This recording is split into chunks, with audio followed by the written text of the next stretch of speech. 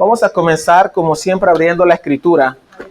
El mensaje de hoy se titula El hombre de pecado y el retorno de Cristo. El hombre de pecado y el retorno de Cristo. Yo les invito a abrir en Judas.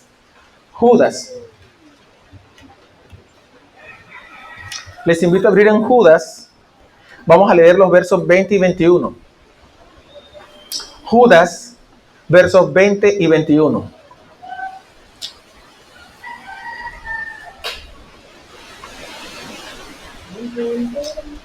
Judas 20:21, justo antes de Apocalipsis, ahí está Judas. Vaya hasta lo último que Apocalipsis y antes del primer capítulo de Apocalipsis abre y está Judas. Es un libro muy cortito, de un solo capítulo, y vamos a leerlo, los versículos 20 y 21. Conmigo a la voz de 3, 1, 2, 3. Pero vosotros, amados, edificando sobre vuestra santísima fe, orando en el Espíritu Santo, conservaos en el amor de Dios, esperando la misericordia de nuestro Señor Jesucristo para vida eterna. Pero vosotros, amados, edificando sobre vuestra santísima fe, orando en el Espíritu Santo, conservaos en el amor de Dios, esperando la misericordia de nuestro Señor Jesucristo para vida eterna. Varias cosas en este pasaje, hermanos, como introducción, que es que debemos edificarnos sobre nuestra fe, que es santísima. Lo que usted ha escuchado de la palabra de Dios, que ha sido predicada en esta iglesia, es la fe, y esa fe es santísima. Esa fe es santa, y usted tiene que edificarse sobre esa fe, y tiene que estar atento a que lo que usted oye, lo que usted escucha por fuera, esté de acuerdo a la sana doctrina. Otra cosa que hay que hacer, aparte de edificarnos sobre nuestra santísima fe, tanto cosas que hay que hacer, y también es un cómo, en cuanto a cómo edificarse, es orando en el Espíritu Santo. Una vida de oración, orarle al Señor, buscar la presencia de Dios, orando de acuerdo a la palabra de Dios. Dice, conservaos en el amor de Dios, es decir, amémonos unos a otros. De nada sirve la sana doctrina si no hay amor, no es sana doctrina, es solo teología. Esperando la misericordia de nuestro Señor Jesucristo para vida eterna. Nuestra fe puesta en el Señor Jesucristo. Quiero que tengamos eso en cuenta porque estamos viviendo tiempos difíciles. Yo creo que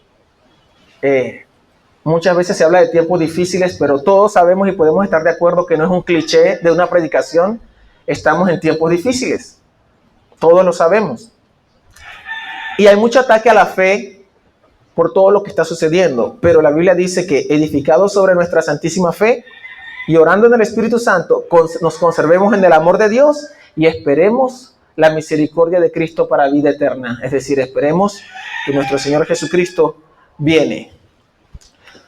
Quiero que abran sus Biblias ahora en 2 a los Tesalonicenses capítulo 2, como estábamos. Les recuerdo el mensaje de hoy, el hombre de pecado y el retorno de Cristo. Y quiero que me escuchen con paciencia y pongan mucha atención para que no se pierdan en el camino.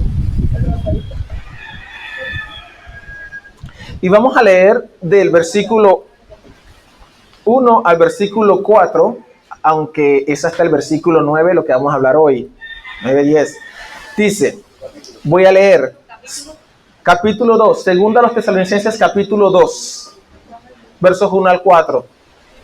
Ya habíamos hablado de los versos 1 y 2, pero vamos a leerlos también. Dice, ¿todos estamos allí?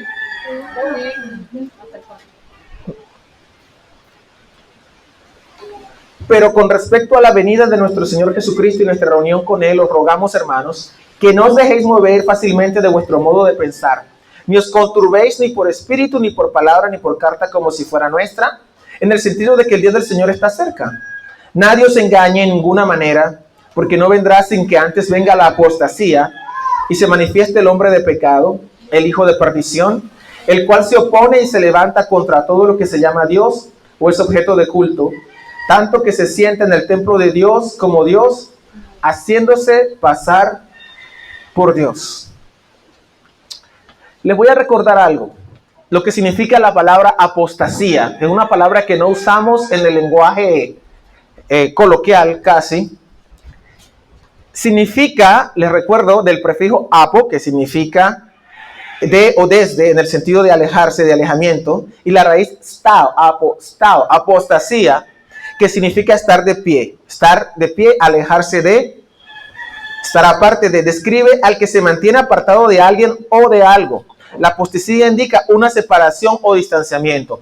Dice la palabra de Dios que en los postreros tiempos vendrá un distanciamiento de la fe cristiana en el mundo. Vendrá un distanciamiento de la fe cristiana. Y ese distanciamiento comenzará dentro de la misma iglesia y también el mundo alrededor, como vimos la vez pasada sobre las diferentes apostasías en el mundo. También el sistema y las personas del mundo se van a alejar más de los principios cristianos. Entonces, es una apostasía que no solamente se refiere a la gente que está dentro de las iglesias, sino que también se refiere a que el mundo que fue iluminado por la palabra de Dios y cuyos principios judeocristianos llegaron a todas partes del mundo occidental, se van a empezar a apartar de esos principios completamente. Verso 3 dice: nadie os engañe en ninguna manera. Recuerden que somos susceptibles del engaño, iglesia. Nadie os engañe en ninguna manera en cuanto a la venida del Señor. Por ahí me contaron que hace poco un hombre en un pequeño pueblo de acá, un supuesto pastor, diciendo que el Señor venía hace unos 3 días, el 28, engañó a un montón de gente y vendieron sus casas y propiedades y él se fue con el dinero. Pablo dice: nadie os engañe en cuanto a la venida del Señor en ninguna manera. Que si solamente hubieran leído este pasaje, pero porque no vendrá el Señor sin que antes venga la apostasía. El Señor no vendrá sin que haya una apostasía al interior de la cristiandad y sin que antes haya una rebelión anárquica de la humanidad en pleno contra Dios. Eso va a suceder. No es de extrañar que todo lo que nosotros vemos en los medios de comunicación y el entretenimiento es todo lo contrario a lo que la Escritura proclama. Si la Escritura te dice, esto es lo que Dios quiere, el mundo te dirá, no, eso no es así, es asá. Siempre va a ser todo lo contrario. ¿O acaso ustedes han visto en Netflix a un pastor cristiano predicando el Evangelio de Jesucristo? ¿Qué se les quita a ellos poner a un pastor predicando el Evangelio? Millones de evangélicos se meterían y pondrían suscripción. No, ellos saben que si ponen predicaciones evangélicas para el que quiera, porque eso es para el que quiera, millones de personas se suscribirían y le darían mucho dinero, pero no lo van a hacer porque no les interesa ese dinero, porque no quieren proclamar el nombre de Cristo. Toda la apostasía es cultural, la apostasía es teológica, completamente. El Señor no vendrá sin que antes venga la apostasía y se manifieste el hombre de pecado, el hijo de perdición, el cual se opone y se levanta contra todo lo que se llama Dios o es objeto de culto, tanto que se sienta en el templo de Dios como Dios, haciéndose pasar por Dios. ¿Quién es y quién hará este hombre de pecado? ¿Quién es este personaje que va a venir en carne y hueso y de manera histórica y hará una intervención en la historia de la humanidad? ¿Qué es lo que hace esta persona? Dice, él se opone y se levanta contra todo Dios. Él buscará adoración para él. Se sienta en el templo de Dios como Dios, haciéndose pasar por Dios. Ahí hablan del tiempo de Jerusalén. Quiero explicarle algo para los nuevos, algunos, para que me sigan el hilo bien. La palabra de Dios, cuando habla de las profecías en el Antiguo Testamento, muchas de esas profecías tienen un doble cumplimiento.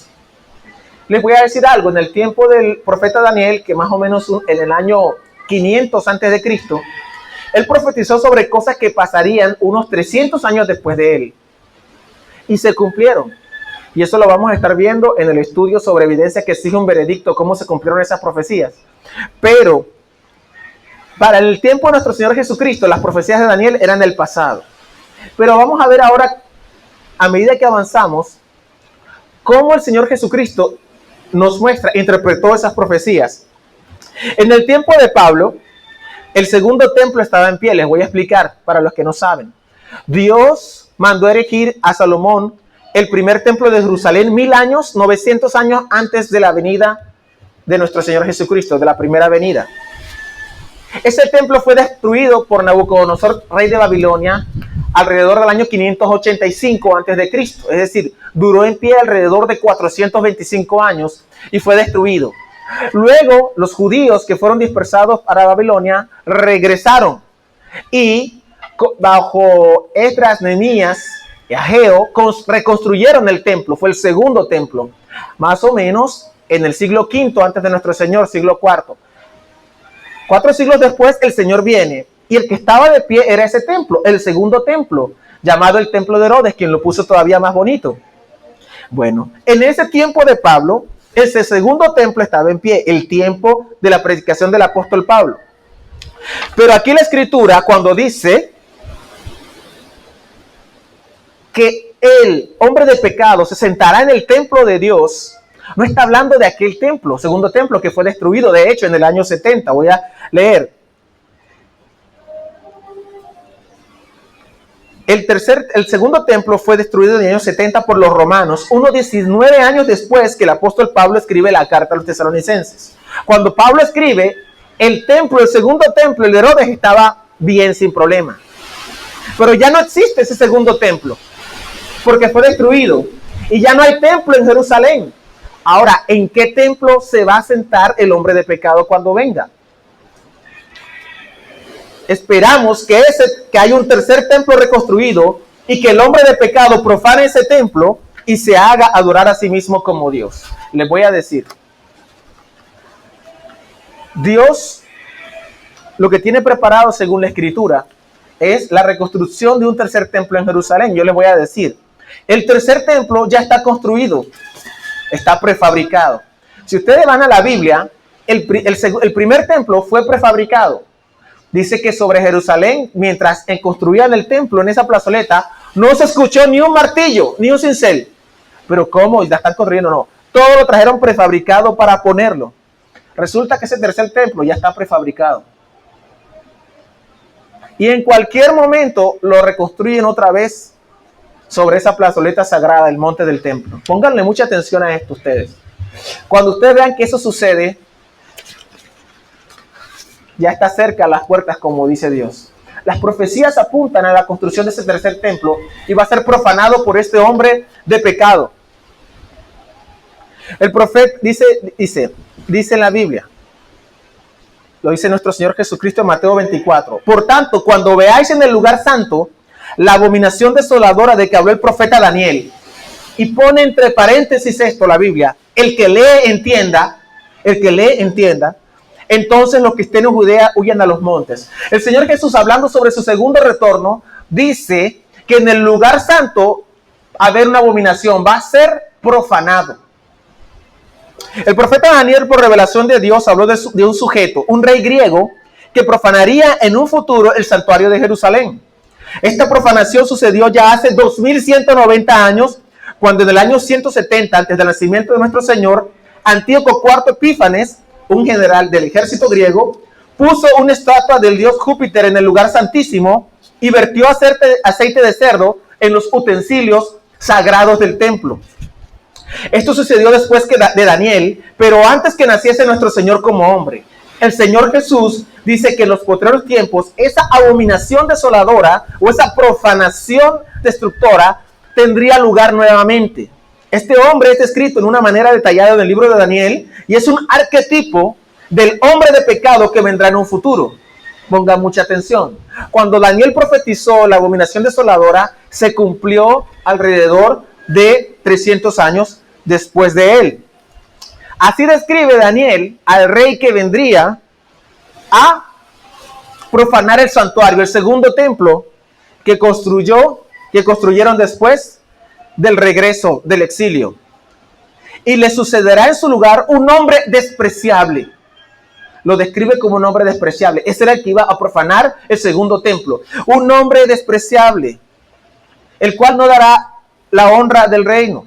No darán la honra del reino, pero vendrá sin aviso y tomará el reino con halagos. Las fuerzas enemigas serán barridas delante de él como inundación de aguas. Serán todos destruidos junto con el príncipe del pacto. Y sigue diciendo, y se enojará contra el pacto santo y hará según su voluntad. Volverá pues y se entenderá con los que abandonan el santo pacto. Y se levantarán de su parte tropas que profanarán el santuario y la fortaleza y quitarán el continuo sacrificio y pondrán la abominación desoladora. Con lisonja seducirá a los violadores del pacto, mas el pueblo que conoce a su Dios se esforzará y actuará. Todo eso sucedió como Daniel lo profetizó alrededor del año 500 antes de Cristo. En el año 170 antes de Cristo sucedió que llegó Antíoco Epifanes, este griego, y profanó el templo, profanó el gran santuario de Dios. Quitaron el sacrificio continuo que habían allí y colocaron la estatua de Júpiter. Ese cumplimiento de la profecía muestra que la Biblia es la palabra de Dios. Con todo detalle, Dios le había dicho a los judíos, el segundo templo va a ser profanado por un general de un ejército invasor. Póngase a pensar, esa es una de las pruebas de que la Biblia es la palabra de Dios, la profecía cumplida. Y no quiero entrar en demasiados detalles históricos allí, pero dice de este hombre que va a ser despreciable. Para Daniel era el futuro. Un hombre despreciable. Antíoco IV era un tipo terrible. No le darán la honra del reino, es decir, se proclamará a sí mismo. Él quería ser emperador de Grecia. Él quería ser el emperador de los griegos. Vendría sin aviso. Claro, él regresó muy bravo de una derrota que tuvo en Egipto por parte de los romanos, lo frenaron, regresó con tanta ira que decidió destruir a los judíos y a Jerusalén. Mató a miles, a decenas de miles de judíos, mató, esclavizó. Fue algo terrible y lo hizo alrededor de por 2360 días. Fue una tribulación horrible que vivieron. Tomará el reino con halagos. Bueno, así hacen los reyes siempre. Mira, ven acá, dame esto, tú eres la persona más especial. Y así poco a poco busca el poder. Se enojará contra el pacto santo, o sea, será enemigo de los creyentes. Fue un enemigo de los judíos que tenían el pacto con Dios y se enojará contra la ley de Dios. Aborrezco la ley de Jehová, aborrezco la ley de los judíos, se enojará contra ellos. Hará según su voluntad, va a ser un hombre que hace lo que le dé su gana, rebelde y contumaz. Se entenderá con los que abandonen el pacto. Todos los que practiquen la apostasía, que abandonen la fe cristiana, son unos apóstatas, y con eso hablando en el pasado, que abandonaban la fe judía. Con eso se apoyó para hacer todas las barbaries que hizo dentro de Jerusalén. Profanará el santuario, lo profanó, pondrá la abominación desoladora, la estatua de Júpiter en el lugar santísimo, y sacrificó un cerdo en ese lugar, y seducirá a los violadores del pacto, judíos y gentiles impíos. Esas cosas horribles sucedieron en el tiempo de Antíoco Epifanes. Este Antíoco Epifanes es un arquetipo, como antes dije, del anticristo u hombre de pecado que se manifestará en el futuro. Sin embargo, se diferencia de Antíoco, aunque profanó el santuario y se hizo llamar Dios manifestado, eso significa Epífanes, Dios manifestado, no se opuso a los dioses, pues él mismo adoraba a Júpiter. Sin embargo, el hombre de pecado, que ha de ser manifestado, sí se va a oponer a todos los dioses. Va a tratar de formar una religión para sí mismo. ¿Y qué creen? Millones lo seguirán porque verán en él, wow, cuánto lo admiro. Así dirán todos, cuánto lo admiro, quiero ser como él. Y quiero que veamos algo acerca de ese hombre de pecado, llamado también anticristo, en las cartas del apóstol Juan. La aparición del anticristo en las cartas de Juan está ligada a los últimos tiempos. Tenemos que saber que los últimos tiempos comenzaron hace 2000 años, pero el final de los últimos tiempos, previo a la segunda venida del Señor, se caracterizará por el incremento de la apostasía y de la aparición del hombre de pecado, el cual es llamado según muchos anticristo. Primera de Juan 2:18 dice: hijitos, ya es el último tiempo, y según vosotros oísteis, el anticristo viene. Así ahora han surgido muchos anticristos, por esto conocemos que es el último tiempo. Es el último tiempo, han surgido muchos anticristos. La palabra anti significa en contra o en lugar de. Un anticristo es todo aquel que se opone a la sana doctrina y niega a Jesús como Mesías. Pero no solo es eso, es todo aquel que se coloca a sí mismo o a otro en lugar de Cristo. Todo el que se coloca a sí mismo a otro en lugar de Cristo. En el tiempo del apóstol Juan, estoy hablando del primer siglo, un grupo de los gnósticos, un grupo filosófico que de esa época que persiste hasta nuestros días, negaba que Jesús fuese Dios y negaba que hubiese venido en carne y hueso. Más bien decían que era un espíritu que vino a la tierra. No, era un espíritu, una emanación de Dios, porque Dios es santo y Dios no toca, la tierra es impura. Entonces Dios no puede tocar la tierra, por lo tanto Jesucristo no puede ser Dios. Así ellos elucubraban en sus pensamientos, se imaginaban eso. Primera de Juan 4, 3 al 7 dice: Y todo espíritu que no confiesa que Jesucristo ha venido en carne no es de Dios. Y este es el espíritu del anticristo, el cual vosotros habéis oído que viene y que ahora ya está en el mundo. Ha llegado el espíritu del anticristo, está en medio nuestro. Ese es el espíritu de la apostasía. En este caso, la apostasía de aquellos cristianos profesantes, pero que no eran realmente cristianos. Primera Juan 2:19 dice, salieron de nosotros, pero no eran de nosotros, porque si hubiesen sido de nosotros, habrían permanecido con nosotros. Pero salieron para que se manifestase que no todos son de nosotros. La primera característica de los anticristos es que niegan a Jesús como el Mesías. Y la segunda es que niegan que él haya venido en carne. Aquí tenemos a dos grupos, a los judíos que negaban a Jesús como Mesías y a los gnósticos griegos que no negaban a Jesús, que negaban, que Jesús hubiese venido en carne. Estos dos tipos de anticristos directamente se levantan contra Cristo.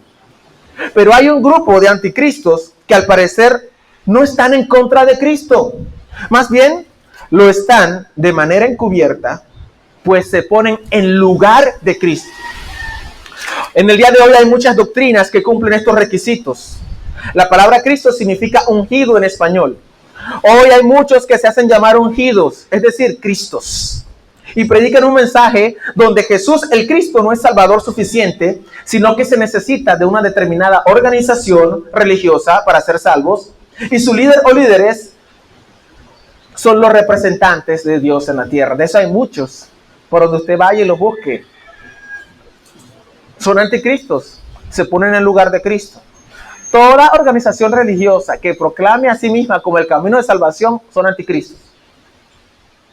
Por más bonita, por más edificios hermosos que tengan, por más corbata que se pongan, por más bien y formal que se vistan, son anticristos porque se ponen en lugar de Cristo. Cristo dijo, yo soy el camino, y dice, no, mi religión es el camino. Son anticristos. Pongan mucha atención a eso, porque recuerden, la serpiente es astuta más que todos los animales del campo. Es astuta. Y la Biblia dice, guardaos que nadie os engañe, dijo Jesús varias veces. En todas las cartas y en casi todos los libros de la Biblia aparecen los falsos profetas. Así que ponga mucha atención. El ministerio de la iniquidad ya está obrando. De todas estas, hay una doctrina muy famosa donde tiene directamente un impostor a nivel mundial que dice ser el sumo sacerdote de Dios en la tierra, o Pontífices Maximus, que dice tener los poderes temporales sobre la tierra entregados por Cristo mismo, y se llama a sí mismo el vicario de Cristo, es decir, quien está en lugar de Jesús en la tierra. Y todos sabemos quién es. No tengo que decir el nombre, ¿verdad? Vicario de Cristo. La palabra vicario viene del latín y significa el que hace las veces de otro, el que ocupa el lugar de otro o el que representa a otro. Esto quiere decir que el Papa ocupa el lugar de Cristo entre los hombres o que hace las veces de Cristo en la iglesia. Bueno, esto lo tomé de una página católica, ¿no? No voy a decir que yo me lo inventé. Hace las veces de Cristo en la tierra. El papado es un sistema anticristiano que ha perseguido a la iglesia verdadera durante siglos. Al tener a un falso representante de Cristo, le ha negado el acceso al verdadero Dios a millones de personas por más de 1650 años. Veamos los títulos que se adjudica a sí mismo el Papa y con los cuales expresa su carácter de anticristo. Él se llama a sí mismo Papa, se llama Santo Padre, se llama Vicario de Cristo, Sumo Pontífice o Sumo Sacerdote, Sucesor de Pedro, Obispo de la Iglesia Católica, Patriarca Universal, Cabeza de la Iglesia, Siervo de los Siervos de Dios, Obispo de Roma, Primado de Italia, Arzobispo y Metropolita de la provincia romana, Soberano del Estado de la Ciudad del Vaticano, Sucesor del Príncipe de los Apóstoles, Sumo Pontífice de la Iglesia Universal y Patriarca de Occidente. ¿Qué más queremos? Ha blasfemado, eso hay que decir, completamente. Sabemos que esto no tiene ningún asidero bíblico y que fueron títulos que se fueron agregando por tradición a lo largo de 1650 años. Porque según ellos, quien hace las veces de Cristo en la tierra es el Papa. Esa es doctrina católica, no la han cambiado. Lo de que usted ve en noticieros son relaciones públicas. No, todos somos hijos de Dios, no hay problema. Sí, amor y besos, pero la doctrina está ahí, canonizada y no la cambian. Y no la van a cambiar. Quiero que ponga mucha atención a eso. Al llamarse vicario de Cristo, niega a Cristo, pues él dijo, Cristo dijo, no os dejaré huérfanos, sino que vendría a nosotros en el Espíritu Santo. Juan 14, 5 al 18 dice, si me amáis, habla Jesús, guardad mis mandamientos, y yo rogaré al Padre, y os dará otro consolador, el Papa de Roma. No, dice, para que esté con vosotros para siempre, el Espíritu de verdad, al cual el mundo no puede recibir, porque no lo ve ni le conoce, pero vosotros le conocéis, porque mora con vosotros y estará en vosotros. No os dejaré huérfanos, vendré a vosotros. En el verso 26 de ese capítulo dice, mas el Consolador, el Espíritu Santo, a quien el Padre enviará en mi nombre, Él os enseñará todas las cosas y os recordará todo lo que yo os he dicho. ¿Quién es el vicario de Cristo aquí? El Espíritu Santo, quien le enseña a la iglesia. Cuando tú abres la palabra de Dios, Él te ilumina, te dice, esto está mal, esto es lo que le agrada a Dios. Tenga mucho cuidado cuando un líder de determinada iglesia, cualquiera que sea, si yo mismo me levanto diciendo que soy el enviado de Dios, sáquenme de aquí corriendo. Sáquenme. Porque no hay otro representante sino el Espíritu de Dios. Todo el que se levante diciendo, esta es la organización de Jehová, la única, y el que no está en esta organización no verá el reino de Dios, salga corriendo de allí, porque son anticristos. De eso hay bastante. También salga corriendo de cualquier iglesia evangélica donde el pastor sigue diciendo, hablando de sus revelaciones. Por ahí escuché a Cash Luna que 3 veces ha visto al Señor. Mentiroso. Mostró una foto esa en Photoshop que le tomaban y su cuerpo parecía lleno de luz. Y mientras los otros parecían normal. Y la gente le aplaudía. Yo dije, ¿cómo son? Tienen la Biblia ahí y vienen y le aplauden esa barrabasada a ese señor. Qué fácil será engañar a muchos llamados cristianos cuando el hombre de pecado aparezca. Muy sencillo.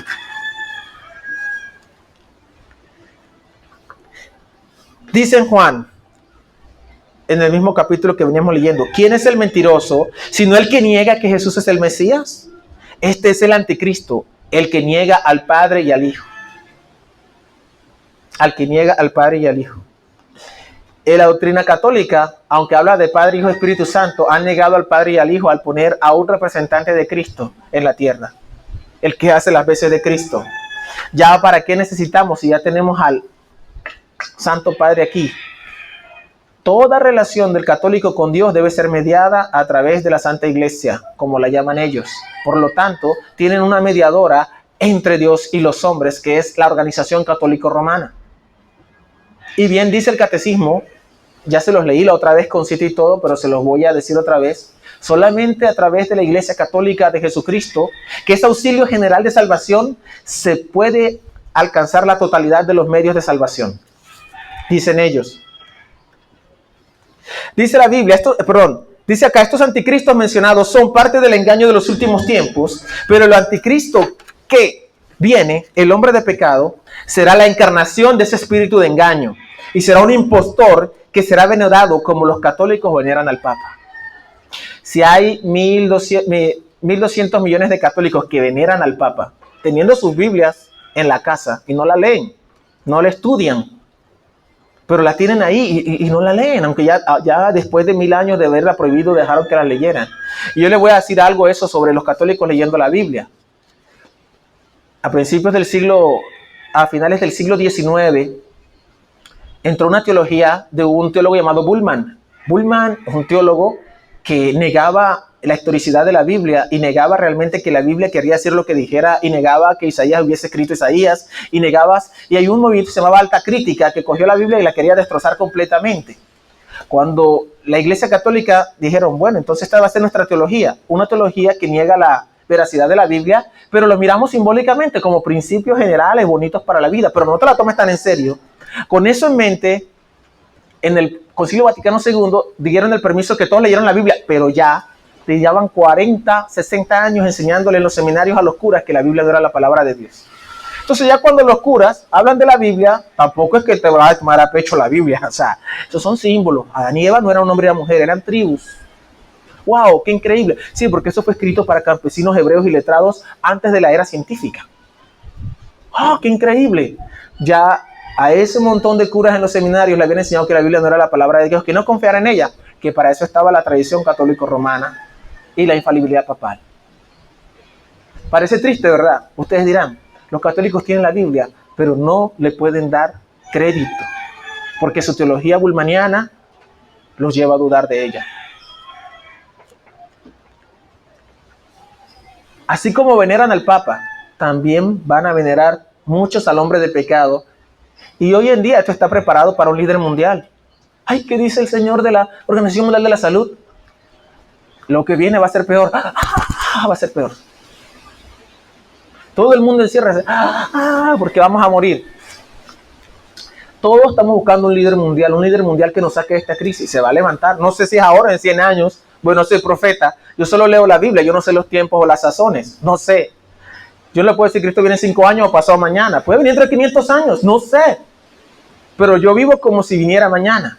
Como si mañana se construyera el tercer templo. Yo tengo que vivir porque el Señor Jesucristo, los apóstoles le preguntaron, Señor, ¿restaurarás el reino de Israel en este tiempo? Y Él les dijo, no les toca a ustedes saber los tiempos o las épocas que el Padre puso en su sola potestad. Pero vayan y prediquen el Evangelio. Esa es nuestra tarea, predicar el Evangelio. No fascinarse. Hay gente tan fascinada con las profecías y buscan, y a veces es algo hasta carnal.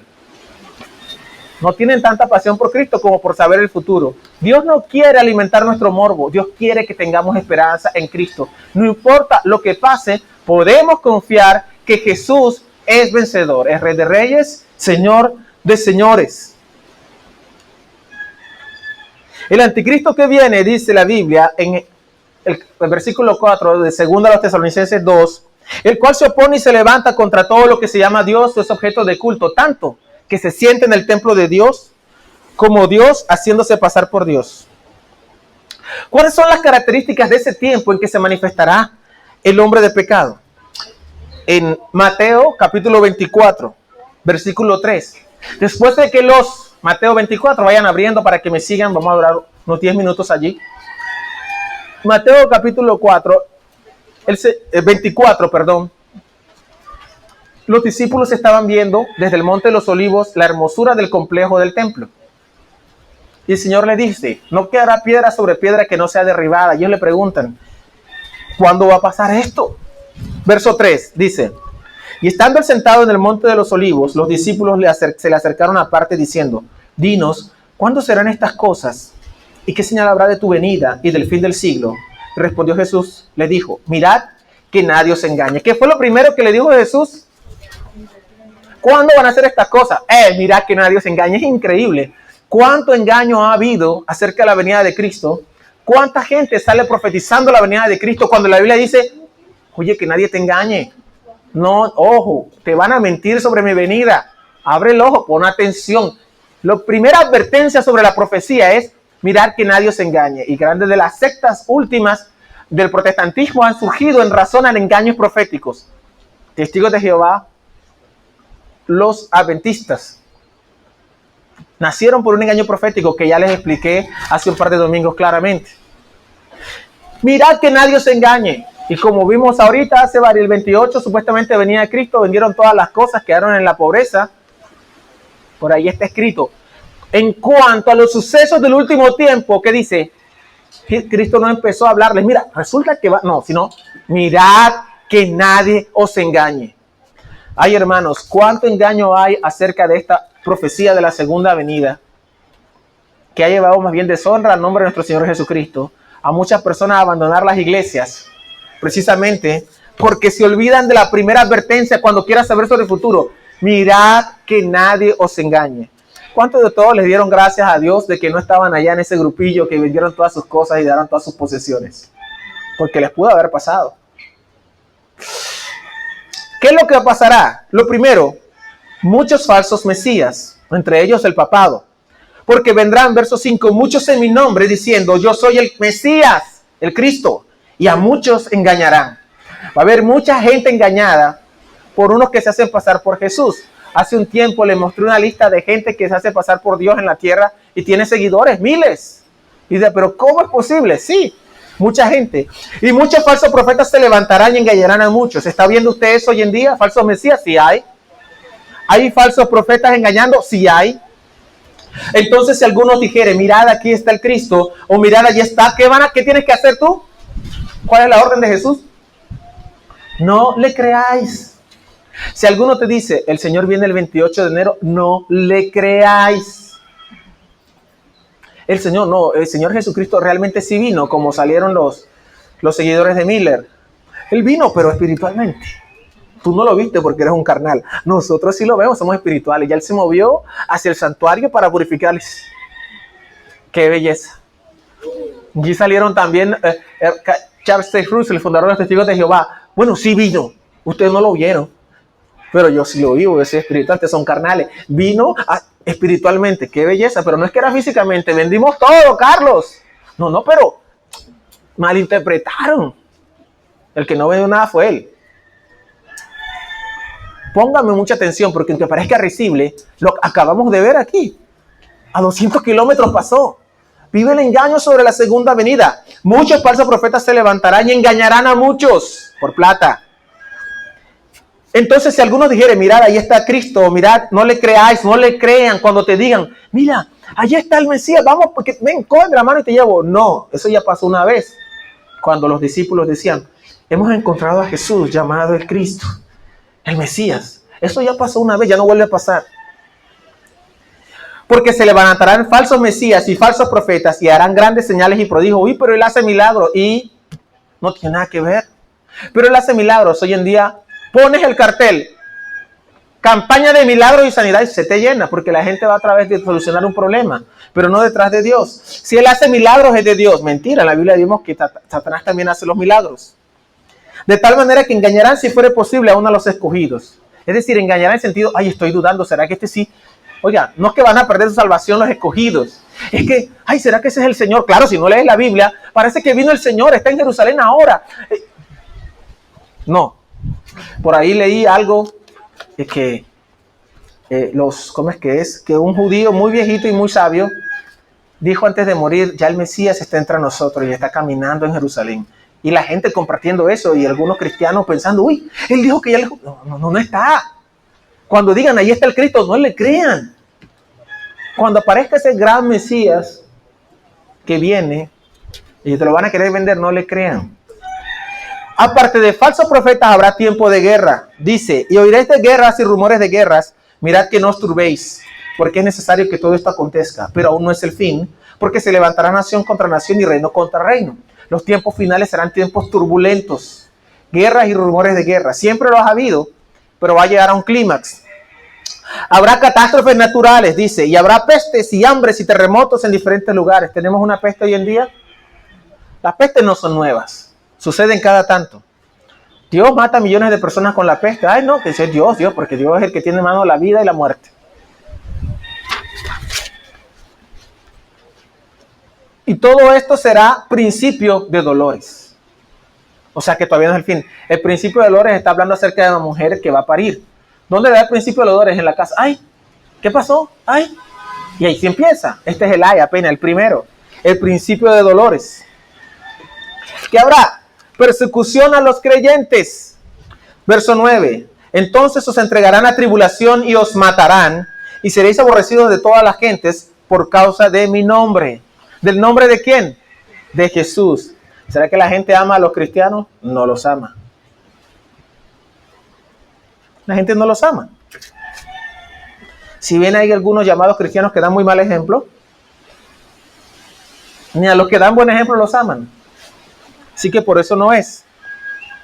Muchos tropezarán entonces y se entregarán unos a otros y unos a otros se aborrecerán. Miremos cómo pasa cuando las personas se vuelven sectarias por un partido político, empiezan a odiar a los del otro partido político. Es por un partido, y eso que es por un man que ellos conocen que se lanzó a presidente. Pero en este caso, por el sentido religioso, la gente se van a odiar unos a otros y muchos falsos profetas se levantarán y engañarán a muchos. Y por haberse multiplicado la maldad, el amor de muchos se enfriará. Va a haber mucho enfriamiento, muy poco amor. El amor es de la misma iglesia, lógicamente. Por ejemplo, nosotros con tanta gente rara en la calle, uno prefiere no acercarse a nadie a dar una limosna, no sea que te traquen. No es que tú no quieras ayudar a pero a veces se están aprovechando de mí realmente. La maldad se ha multiplicado y el ser humano va a desconfiar unos de otros. Mas el que persevere hasta el fin, este será salvo. ¿Qué otra cosa pasará? Predicación mundial del evangelio. Y será predicado este evangelio del reino en todo el mundo para testimonio a todas las naciones. Y entonces vendrá el fin. Algunos piensan que el evangelio del reino es un evangelio de judíos. Realmente el concepto del reino de Dios está en todas las cartas de Pablo. Y él dice que él iba predicando el reino de Dios. Y eso es lo que predicamos nosotros, el reino de Dios. Hay un solo evangelio, no hay dos. No hay un evangelio para judíos y para gentiles. Es el mismo evangelio. Cree en el Señor Jesucristo y serás salvo. Es el mismo evangelio. Va a haber una predicación mundial y ahí entramos nosotros, hermanos. Debemos predicar el evangelio a todas las naciones. ¿Quién sabe si de este lugar, de esta iglesia, llame Dios a alguien, no solamente a ir a su vecino, no solamente a ir al trabajo a predicar el evangelio, pero que ojalá la iglesia algún día podamos sostener un misionero lejos, donde nadie ha predicado el evangelio, en la India, en Mongolia, en Birmania, sitios terribles para predicar el evangelio, pero si Dios lo llamó, Dios lo respaldará. Y quiero que tengamos, ahora que hablamos del evangelio, algo muy claro. Hemos leído los títulos del Papa, ¿no? Vamos a ver cómo palidecen al lado del verdadero evangelio de Cristo. Vamos a leer algunos títulos de Cristo.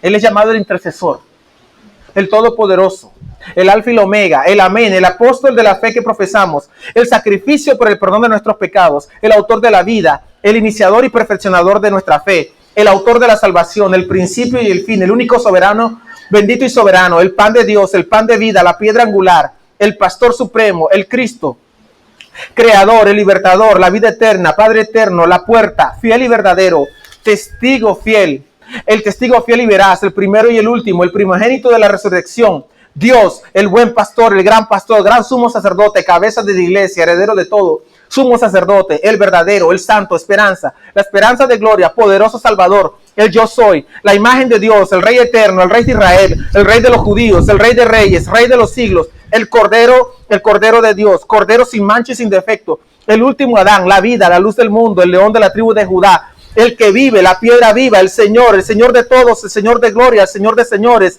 el Señor Yahweh es nuestra salvación, hombre celestial, mediador de un nuevo pacto, Dios fuerte, brillante, estrella de la mañana, la raíz y la descendencia de David, el Hijo unigénito de Dios, nuestro gran Dios y Salvador, nuestra santificación, nuestro esposo, nuestro protector, nuestra redención, nuestra justificación, nuestro Cordero Pascual, el poder de Dios, piedra principal escogida y preciosa, príncipe de paz, profeta, la resurrección y la vida, vástago justo, el justo, la roca, la raíz de David, el soberano de la creación de Dios, el soberano de los reyes de la tierra, Salvador, Hijo de David, el Hijo de Dios, el Hijo del hombre, Hijo del Altísimo, autor de salvación eterna para todos los que le obedecen, el único mediador, la piedra que desecharon los constructores, el verdadero pan, la luz verdadera, la vid verdadera, la verdad, el camino, la sabiduría de Dios, consejero admirable, el verbo de Dios. Dígame, ¿quién puede ser el vicario de Cristo aquí? Solo Cristo mismo, solo su Espíritu, hermanos.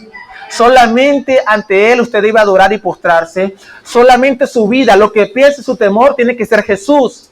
Su temor no puede ser el líder de su iglesia, eso es carnal. Su temor es Cristo. Que piensa Cristo si hago esto, que como le voy a fallar al verbo de vida, como le voy a fallar a mi Dios, como le voy a fallar a la luz del mundo, al consejero admirable, ¿cómo le voy a fallar? Él no tiene otro representante que su Espíritu Santo aquí en la tierra. Y nadie debe usurpar el lugar de Jesús, porque no le llega ni a los talones. Como dice un predicador famoso cuando habla sobre la condición del ser humano, gusarapo de agua puerca. No podemos, nadie puede ser vicario de Cristo en la tierra, solo el Santo Espíritu. Y si tú no has creído en Cristo, te estás perdiendo conocer al verbo de vida. Estás buscando en pozos vacíos que nunca te van a saciar. Pero nuestro Dios, dice la Biblia, Él es fuente de agua viva.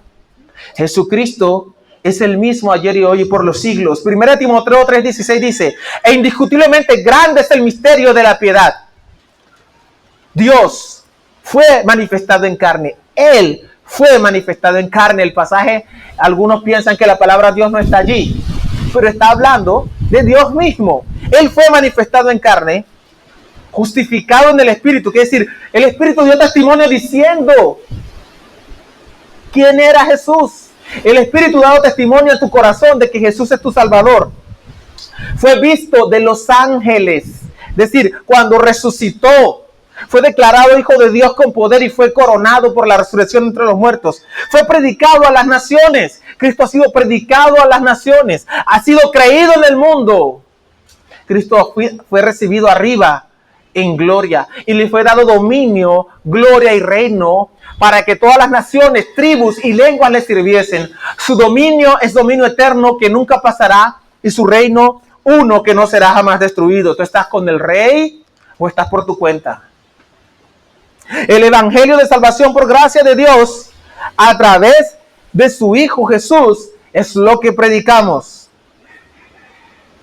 ¿Qué más pasará en ese último tiempo del hombre de pecado? Se profanará el templo de Jerusalén, la abominación de la desolación. Dice el verso 15 de Mateo 24, por tanto, cuando veáis en el lugar santo la abominación desoladora de que habló el profeta Daniel, el que le entienda. Oye, Señor Jesús, ya eso había pasado cuando tú hablaste en el tiempo de Epifanes, 176 años antes de tu nacimiento, 176 años antes de que tú nacieras, ya Antíoco había profanado el templo y ya se había restaurado. Oh, sí. Pero cuando ustedes la vean, ¿cómo así? ¿Otra vez? Sí, va a suceder otra vez. Pero cuando veáis, dice, en el lugar santo, la abominación desoladora de que habló el profeta Daniel, el que le entienda, entonces los que estén en Judea huyan a los montes. El que esté en la azotea no descienda a tomar algo de su casa, y el que esté en el campo no vuelva atrás para tomar su capa. Más hay de las que estén embarazadas y de las que críen en aquellos días. Orad pues que vuestra huida no sea en invierno ni en día de reposo. En el año 70, después de nuestro Señor, 40 años después de esta profecía, el segundo templo fue destruido por los romanos. Pero no sucedió la abominación desoladora. Jesucristo estaba apuntando así como la profecía de Daniel abarcaba, se va a cumplir nuevamente. Yo te estoy hablando de algo que va a suceder un par de veces más. Primero será destruido en el 70, el segundo templo. Eso fue hace mucho, no hay templo porque fue destruido en el año 70, hace unos 1950 años. Pero va a ser reconstruido. Y cuando ustedes vean reconstruido el templo, todos los que están aquí, que nos visitan por primera vez, no sé si volverán, pero algún día vas a ver la noticia seguramente. Hey, mira en Jerusalén, los judíos construyeron el templo en la plazoleta esa. Sí, hace 30 años me lo dijo un predicador allá. Dios, ¿y cómo? La Biblia está escrito, ojo con eso. Bueno, pero ya lo saben, ¿no? Dice,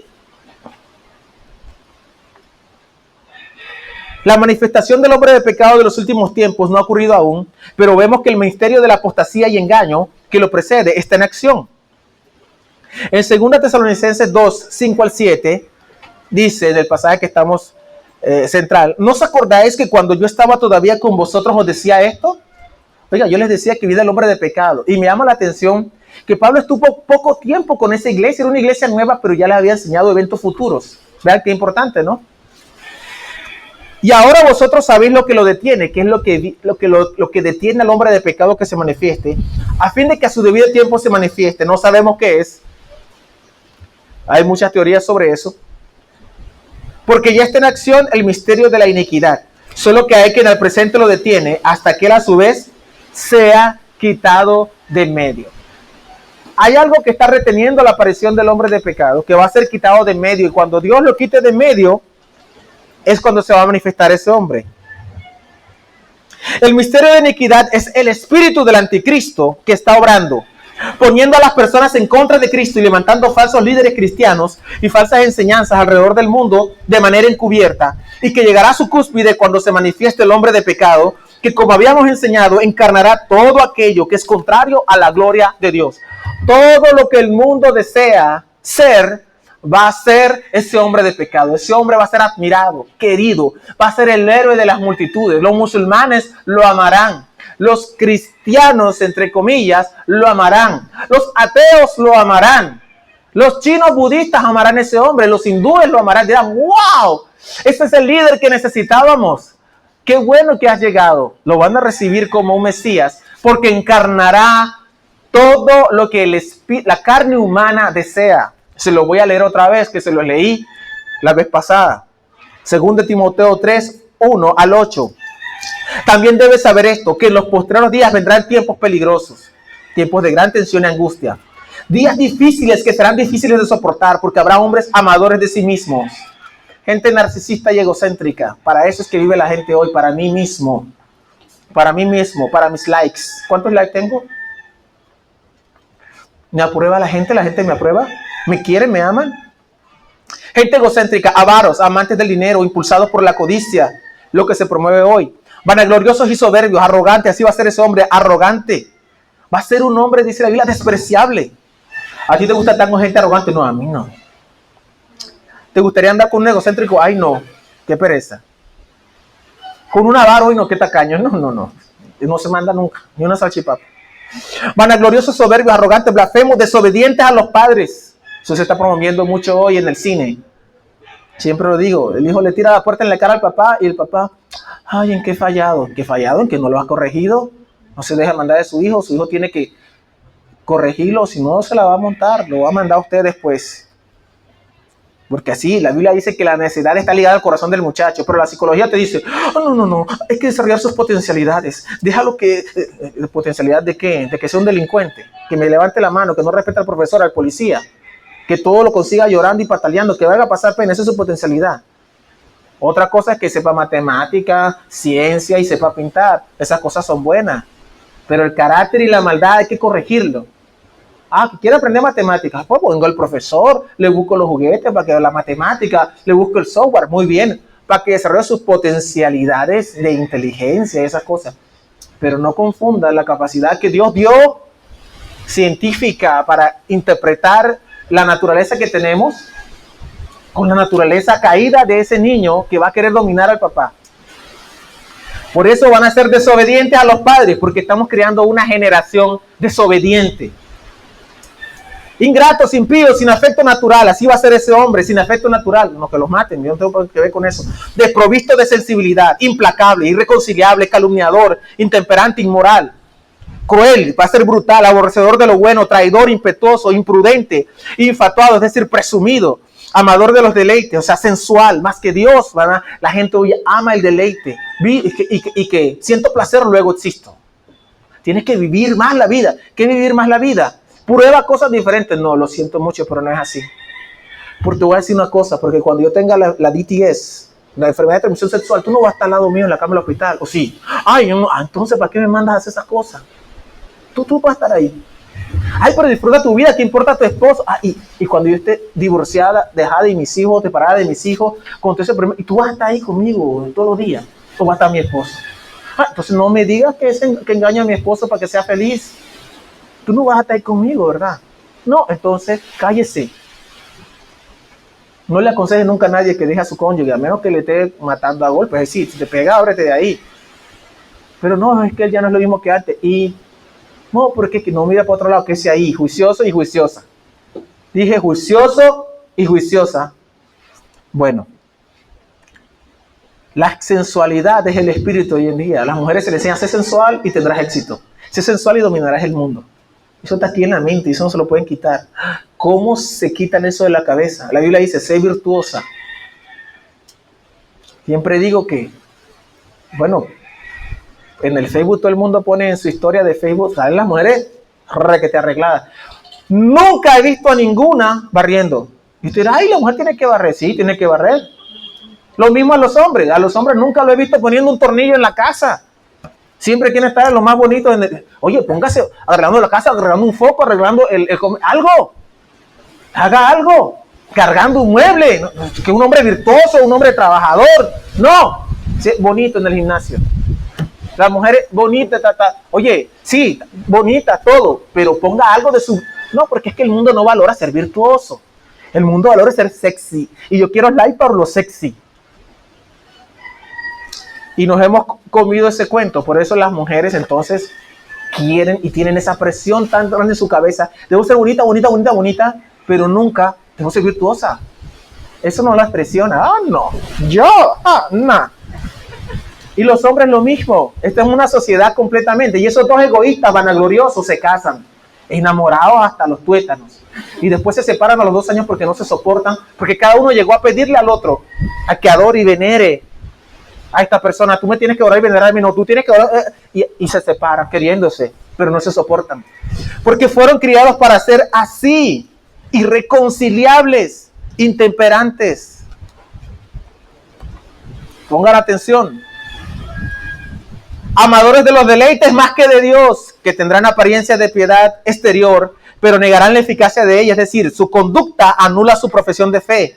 A esto dice la Biblia, evita, le dice Pablo a Timoteo, evita a los hombres que son así, porque de estos son los que se meten en las casas y llevan cautivas a las mujercillas cargadas de pecados, arrastradas por diversas concupiscencias. Está hablando de liderazgo dentro de la iglesia, y hemos conocido a hombres así, que se aprovechan de las mujeres de la iglesia, como es el líder.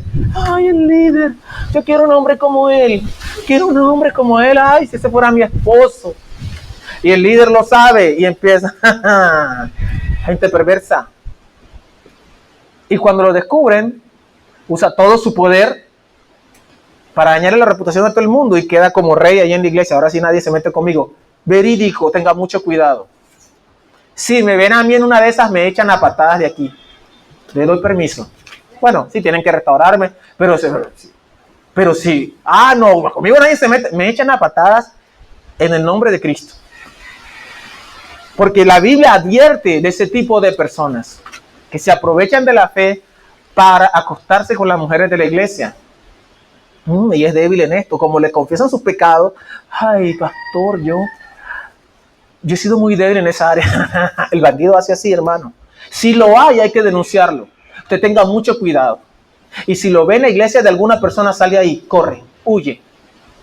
Porque estos son los que se llevan cautivos a las mujercillas cargadas de pecados, arrastradas por diversas pasiones bajas. Y esas mujeres siempre están aprendiendo y nunca llegan al conocimiento de la verdad. Y de la manera que Janes y Jambres resistieron a Moisés, estos hombres resisten a la verdad, hombres corruptos de entendimiento, de mente depravada, réprobos en cuanto a la fe, incompetentes e inútiles como maestros. Así enseñan bonito. Hermanos, de eso está cargado eso. Y el hombre de pecado va a encarnar todo eso, va a ser un inmoral. El hombre de pecado va a ser alguien narcisista y la gente lo va a adorar porque es que yo quiero ser como tú. Pero la Biblia dice, a quien el Señor matará con el espíritu de su boca y destruirá con el resplandor de su venida. Me llama la atención que la palabra resplandor es la palabra epifanía en griego. Epifanía, algo brillante y glorioso. Antíoco se quiso llamar Epífanes, y ahí está muerto. Pero cuando Cristo venga en su epifanía para demostrar la vida eterna para nosotros, será glorioso. Satanás siempre ha querido usurpar el lugar de Dios, pero no lo va a conseguir. El advenimiento, dice la Biblia del punto 9, inicuo cuyo advenimiento es por obra de Satanás. El advenimiento del cual se habla aquí parece indicar que habrá una expectativa por la llegada de este inicuo, es decir, las personas clamarán por la llegada, porque se usa la palabra parousia, que es la misma que el Señor con su parousia, su venida, matará al inicuo. Y que esa parousia del inicuo, esa venida del inicuo, es por orden de Satanás. Parece que será una falsa manifestación del Mesías y las personas le adorarán como Dios manifestado, pero su venida es por obra de Satanás. Esta obra de Satanás implica que el mismo poder de Satanás actuará en él de manera directa. Se hará pasar por Cristo, pero su poder provendrá directamente de Satanás. Este hombre se levantará contra Dios. Yo les voy a decir algo. En el centro de la doctrina islámica está que ellos esperan a su Mesías. Lo están esperando. Por eso que tenían un Mesías en el Estado Islámico y muchos jóvenes de alrededor del mundo, musulmanes, se fueron al califato a pelear junto con ISIS porque se les dijo que el Mesías estaba allá. Y habían creado el califato, que era el fin de los tiempos. Ya viene el fin de los tiempos y aquí está nuestro Mesías. Ellos están esperando un Mesías. Los judíos esperan un Mesías también, porque negaron a Cristo. Cuando venga este hombre, los judíos, wow, el Mesías. Los musulmanes, ese es nuestro Mesías. A ese hay que adorar. O sea, va a ser un engaño colosal mundial. Se hará pasar por Dios. Buscará adoración para sí mismo. Se opondrá a Dios. ¿Ya? ¿Y cómo será esta obra de Satanás? El inicuo cuyo avenimiento es por obra de Satanás dirá con gran poder, señales y prodigios mentirosos, y con todo engaño de iniquidad para los que se pierden, por cuanto no recibieron el amor de la verdad para ser salvos. Y este pasaje, aunque hay que gozarse en la verdad, es un poco triste también. Se está preparando el camino para una sola religión mundial. Escúcheme esto. Y este líder mundial exigirá adoración para sí mismo bajo la fachada de bondad y compasión. Es como las Naciones Unidas. Ay, vamos a ayudar a través del Banco Mundial a Colombia. ¿Sí? Un préstamo de 400 millones para impulsar la economía. Qué bien. Pero tienes que impulsar la agenda LGTBI o no te doy un peso. O, segundo, tienes que impulsar la agenda de destrucción de la familia o no te doy un peso. Sí, o tienes que hacer esto y no te doy un peso. Sí. Y si me estás debiendo y no me quieres pagar, te mandamos un ejército para sacar al presidente que esté. Pero somos bondadosos. Así hace lo mismo. Satanás viene y te dice, oye, yo te quiero dar todo esto. Todo esto te lo daré si postrado me adorares. De resto no te doy nada. Todo esto te daré. Esa es la promesa de Satanás. Libertad, divinidad, autorrealización es la promesa de Satanás. Pero Cristo dijo, el que quiera seguir en pos de mí, niéguese a sí mismo, tome su cruz cada día y sígame. Noticias del Vaticano. Líderes religiosos mundiales se reúnen y dicen, ha llegado el momento de actuar. Voy a leer textualmente Vatican News. La comunidad de San Egidio promovió la realización de la tarde del 20 de octubre del Encuentro Internacional de Oración por la Paz titulado Nadie se salva solo, paz y fraternidad. Así se llamó el encuentro. Nadie se salva solo, paz y fraternidad. Lo que están diciendo es que cualquier religión que proclame un evangelio que sea solamente Cristo y no se alinee con nosotros, está mal. Porque nadie se salva solo. Tienes que estar en el club del ecumenismo. Todos juntos. La verdad, sacrifiquémosla. Lo importante es sentirnos en armonía y en amor. Sentirnos felices. El sentimiento. Sacrifiquemos la verdad de Dios, pero sintámonos juntos y felices. Y mandemos las personas a la eterna condenación. Eso se hizo en la ciudad de Roma. Participaron el Papa Francisco y numerosos líderes religiosos de todo el mundo. El evento finalizó con la firma del llamamiento común por la paz.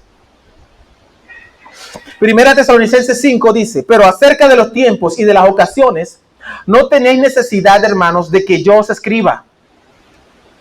Porque vosotros sabéis perfectamente que el día del Señor vendrá así como ladrón en la noche, que cuando digan paz y seguridad, entonces vendrá sobre ellos destrucción repentina, como los dolores a la mujer embarazada, y no escaparán. El hombre de pecado dirá, traeré paz mundial y seguridad de los ataques terroristas, habrá paz mundial y todos adorarán a ese gran líder. Y cuando digan paz y seguridad lo logramos, entonces vendrá sobre ellos destrucción repentina.